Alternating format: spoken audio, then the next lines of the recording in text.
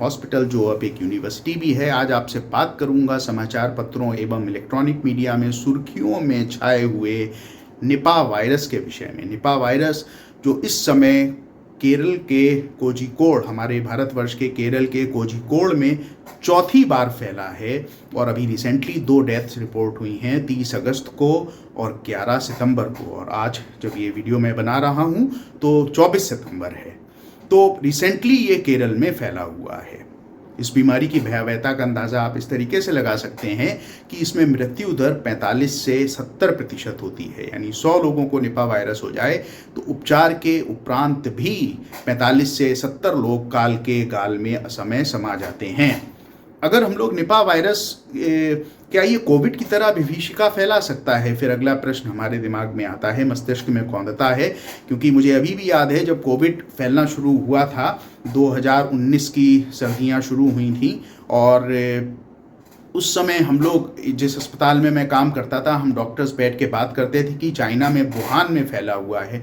तो हम लोग कहते थे चाइना का वुहान तो अभी बहुत दूर है। फिर हुआ सिंगापुर में हो गया, अरे सिंगापुर भी बहुत दूर है। फिर केरल में आया था, अच्छा केरल भी बहुत दूर है। फिर वो लखनऊ में पहला इंडेक्स केस 27 फरवरी को रिपोर्ट हुआ, और उसके बाद की विभीषिका आप जानते ही हैं। सौभाग्य से निपा वायरस का संक्रमण मानव से मानव में इस तरीके से नहीं होता, और यही वजह है जब जब इसके आउटब्रेक्स पाए गए हैं, केसेस की संख्या कुछ 100 या कुछ 10 तक ही सीमित रही है। तो जानकारी रखना जरूरी है, क्योंकि ये हमको हो सकता है, लेकिन ऐसी आशा नहीं है, आशंका नहीं है, क्षमा चाहता हूं, कि ये कोविड की तरीके से फैल के एक विभीषिका को फैला सके। तो पहले तो आपके अंदर का भय दूर करना है। अब आगे हम बात करते हैं इसके बारे में। तो निपा वायरस की अगर बात करें तो पहली दफे जो डॉक्यूमेंटेड मेडिकल साइंस में निपा वायरस का संक्रमण फैला था वो 1998 में, आज से 25 साल पहले, मलेशिया, जिसको आम बोलचाल की भाषा में मलेशिया भी कहते हैं, वहां पर फैला था। वहां पर 264 केसेस रिपोर्ट हुए थे और 108 लोगों की तब डेथ हो गई थी। उसी समय सिंगापुर में 11 केसेस रिपोर्ट हुए थे, 1 व्यक्ति की डेथ हो गई थी, और तब से ये मलेशिया में बार बार फैलता है, सिंगापुर में भी फैलता है और वहां की जनसंख्या को प्रभावित करता है। बांग्लादेश में भी ये वायरस 2001 से लेकर 2023 तक कई बार फैल चुका है। हालांकि जो केसेस हैं वो कुछ 20, 25, 30 या 40 तक डॉक्यूमेंटेड केसेस सीमित रहते हैं। अपने भारतवर्ष की बात करें, जो हमारे लिए चिंता का विषय है, तो भारतवर्ष में सबसे पहले 2018 में कोझिकोड में इसके 18 केसेस पाए गए और 17 की उपचार के उपरांत भी डेथ हो गई। तो भारतवर्ष में केरला में पहले बार कोझिकोड में पाया गया, और ये चौथा आउटब्रेक है, यानी फैलना इसने शुरू किया है केरल के ही कोझिकोड में। अब बात आती है ये फैलता कैसे है। तो इसके लिए जिम्मेवार हैं हम, जो लगातार उन टेरिटरीज में प्रवेश कर रहे हैं जो हमारी नहीं है। जैसे आपको निपा वायरस, तो निपा वायरस इसका नाम कैसे पड़ा? एक मलेशिया में जगह है सेम्बिलम, सेम्बिलम के पास से एक निपा नदी बहती है, और ये निपा नदी के चारों तरफ ट्रॉपिकल रेन फॉरेस्ट हैं जो बहुत घने हैं, जिनमें चमगादड़ रहते हैं और जिनके अंदर ये वायरस पाया जाता है। तो सदियों से चमगादड़ों के अंदर ये वायरस पाया जाता था, लेकिन फिर वहाँ पर मलेशिया में प्रसार हुआ जनसंख्या का, और जब प्रसार हुआ तो मनुष्य ने उन रेन फॉरेस्ट में बसना शुरू किया और वहां पर सुअर पालन शुरू किया। अब संक्रमित चमगादड़ यानी बैट ने पिग यानी सुअर को काटा, तो सुअर में फैल गया और वहां से मनुष्यों में आ गया। तो ये फैलता कैसे है? संक्रमित चमगादड़ अथवा संक्रमित सुअर के संपर्क में आने से, अथवा उनके बॉडी फ्लूइड जैसे ब्लड, सलाइवा, यूरिन, स्टूल, इनके टच में अगर कोई स्वस्थ व्यक्ति आता है तो ये फैलता है। मानव से मानव ट्रांसमिशन इसका इतना तेजी से नहीं होता, और ये हमारे लिए राहत देने वाली बात है। ऐसा नहीं कि होता नहीं है, अगर निपा वायरस से संक्रमित कोई व्यक्ति लंबे समय तक स्वस्थ व्यक्ति के संपर्क में रहे तो फैल सकता है, लेकिन मुख्यतः ये पिग्स यानी सुअर, चमगादड़ यानी बैट्स, अथवा उनके जो बॉडी फ्लूइड हैं, अगर वो दोनों संक्रमित हैं, उनसे मनुष्यों में ये फैलता है। अब अगली बात हम लोग करते हैं इसके लक्षणों की। तो जब पहली दफ़े ये वायरस फैला तो ऐसा देखा गया कि इसके लक्षण एक बहुत कॉमन बीमारी है जैपनीज एंसेफेलाइटिस, जो एक वक्त उत्तर प्रदेश के गोरखपुर और आसपास के इलाकों में आतंक का पर्याय होती थी। दशकों से हजारों बच्चे या तो काल के ग्रास में समा जाते थे, काल का ग्रास बन जाते थे, या अपंगता का शिकार हो जाते थे। लेकिन हमारी जो वर्तमान उत्तर प्रदेश की सरकार है उसने इस पर प्रभावी रूप से नियंत्रण किया है और लगभग ये उन्मूलन की तरफ है। तो जब 1998 में मलेशिया में फैला तो ये सोचा गया कि ये जैपनीज एंसेफेलाइटिस होगा, लेकिन नहीं, ये जैपनीज एंसेफेलाइटिस नहीं निकला।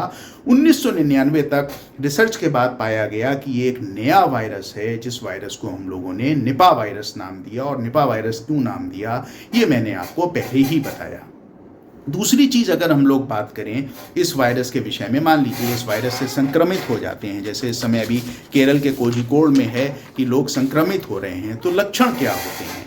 तो आमतौर पे जो लक्षण होते हैं दो भागों में बांट सकते हैं। कुछ लोगों में श्वसन तंत्र के, रेस्पिरेटरी सिस्टम के लक्षण होते हैं, कुछ लोगों में नर्वस सिस्टम के लक्षण होते हैं। श्वसन तंत्र यानी रेस्पिरेटरी सिस्टम के जो लक्षण होते हैं उनमें तेज और अचानक से बुखार आएगा, बहुत तेज हेडेक होगा, खांसी होगी, सांस लेने में तकलीफ होगी, गले में दर्द होगा, वॉमिटिंग होगी।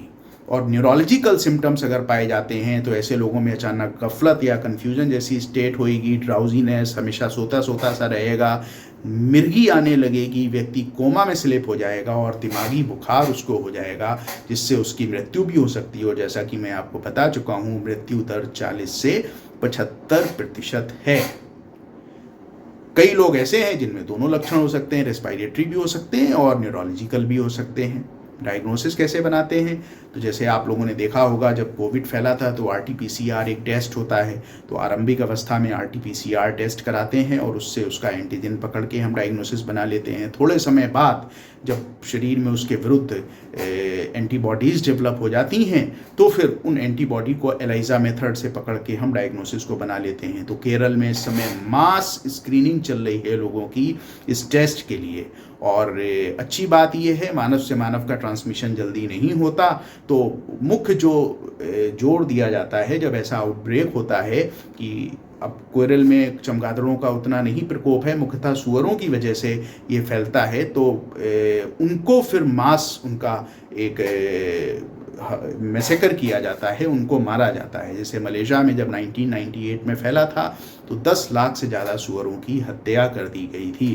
गुनाह इंसान का और सज़ा मिल रही है सुअरों को। एनीवेज, तो इसकी डायग्नोसिस आसानी से बनाई जा सकती है। इलाज की अगर हम लोग बात करें तो आज की डेट में इसका कोई भी प्रभावी उपचार उपलब्ध नहीं है, इसकी वैक्सीन भी उपलब्ध नहीं है।